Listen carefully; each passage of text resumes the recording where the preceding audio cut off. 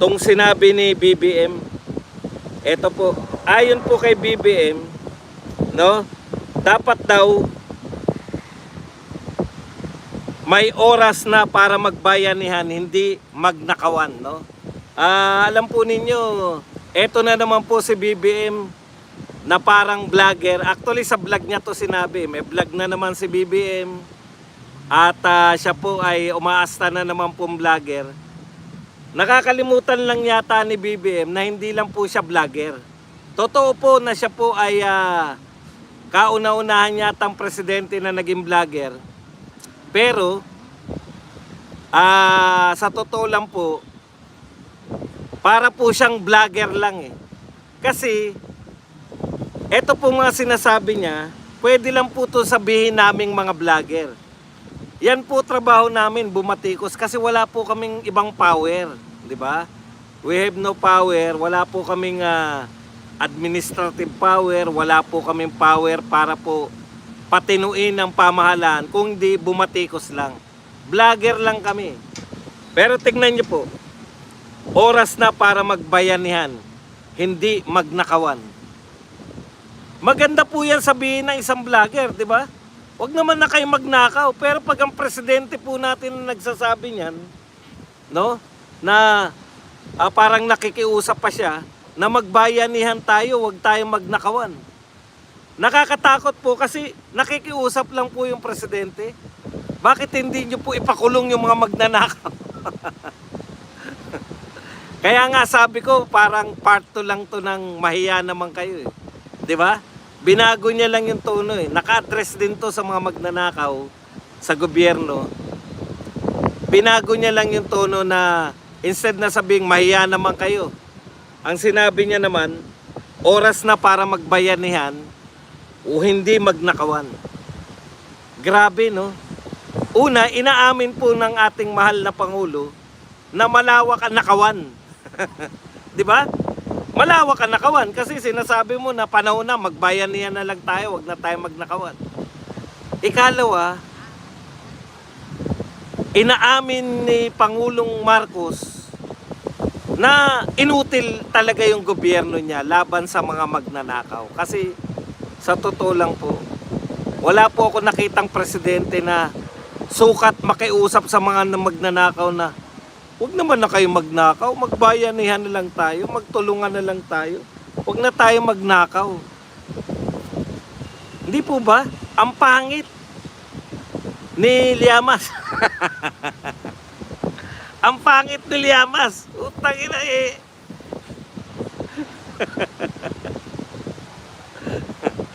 Ang pangit pong pakinggan mula po sa isang Pangulo na huwag na tayong magbayanihan na lang tayo. Huwag na tayong magnakawan. Ang pangit po talaga.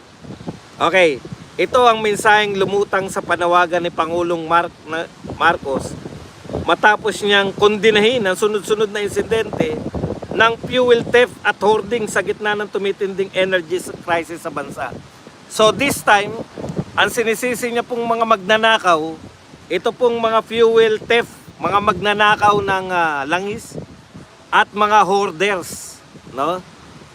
Mr. President, bakit hindi nyo po sabihan yung mga oil companies na magnanakaw po ng pera? Hindi naman po sila outright magnanakaw. Pero ang ginawa po nila, Mr. President, baka wala na po nagsusumbong sa Pangulo ngayon. Kasi, bakit pa magsusumbong sa Pangulo? Wala rin naman kakayang umaksyon yung Pangulo. Pero magsusumbong pa rin po ako sa inyo para po ilantad ang inyong pagiging inutil. Alam niyo, Mr. President, sa totoo lang po, wala po nag-check ni isa sa inyong mga tauhan, no? Wala po nag-check ni isa sa inyo, ayan, malakas ang hangin pag ganyan po. Wala pong nag-check ni isa sa inyong mga tauhan kung magkano po ang sobra-sobrang itinaas sa presyo ng mga oil companies. Wala po. Wala po kami naririnig mula kay Garin na inakusahan niya yung Shell o yung Petron o Phoenix o kung sino pa man na nagtataas ng presyo ng langis. Wala po kami narinig. Okay. Ibig sabihin, Mr. President, siguro yung mga nag-hoard Hindi ko po alam kung ano, sino yung sinasabi nyo. Yung po bang mga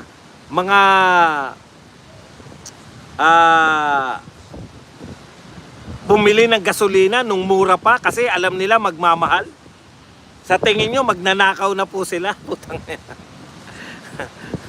Ang lutasin nyo, Mr. President, yung garapalan.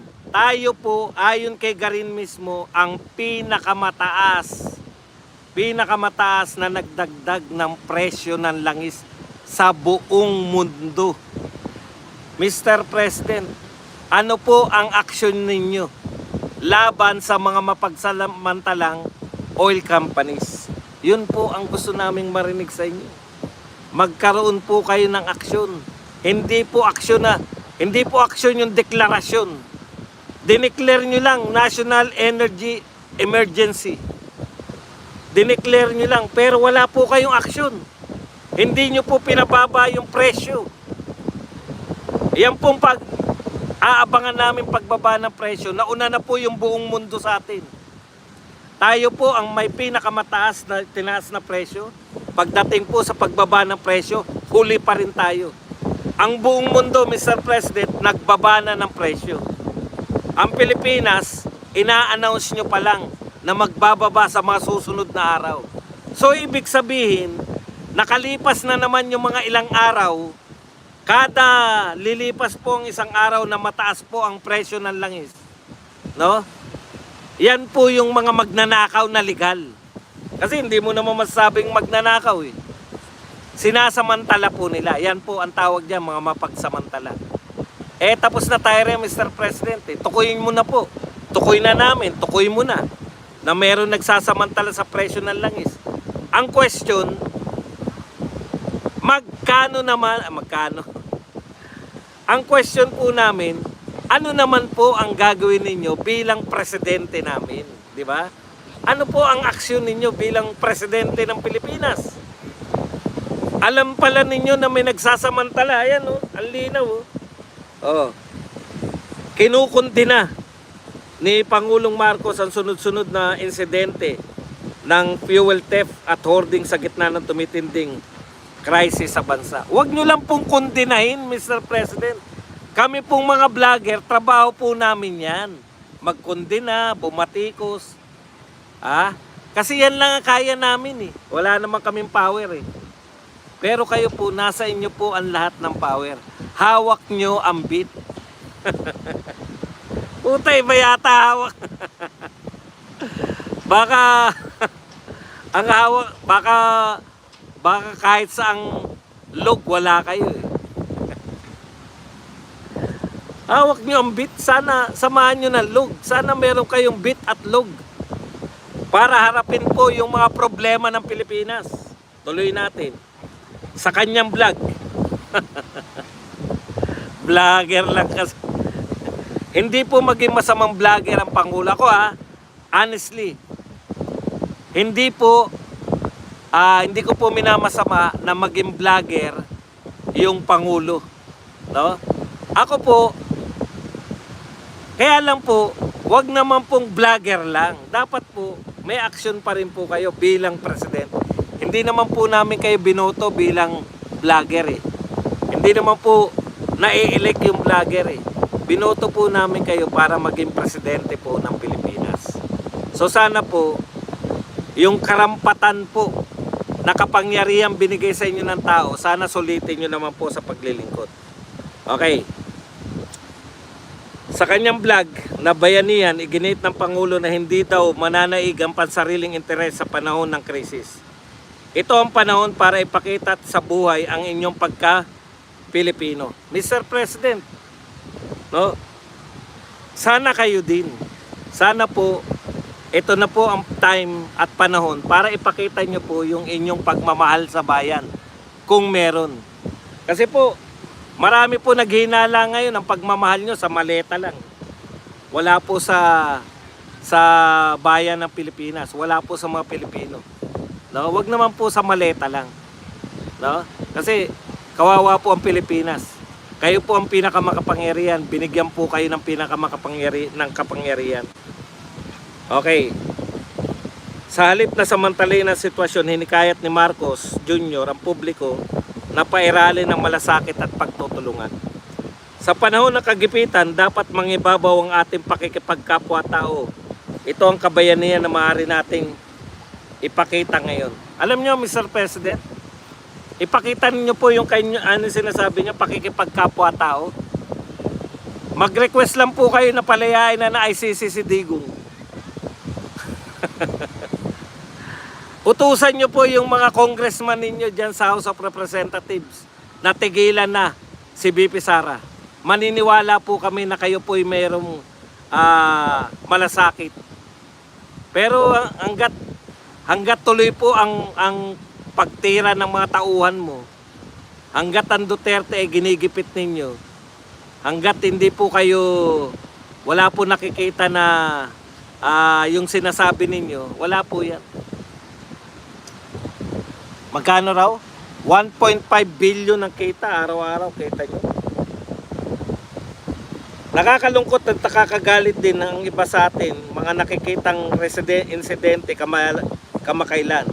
Dahil sa kaligitnaan itong pinagdadaanan natin, ay pinili nilang isipin lang ang kanilang mga sarili. Mr. President, wag lang po kayong magalit sa salita. Mr. President, wag lang po kayong magalit at manggigil at malungkot. Lalo na po wag lang kayong malungkot. Kasi mas nalulungkot po kami.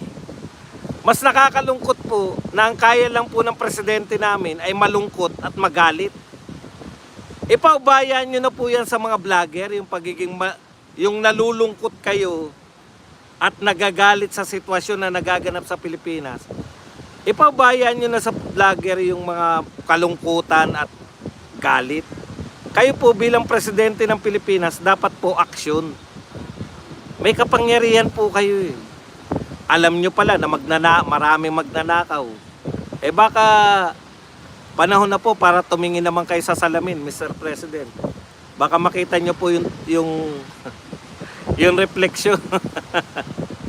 Baka makita nyo po yung tunay na refleksyon ng tunay na magnanakaw pag tumingin po kayo sa salamin.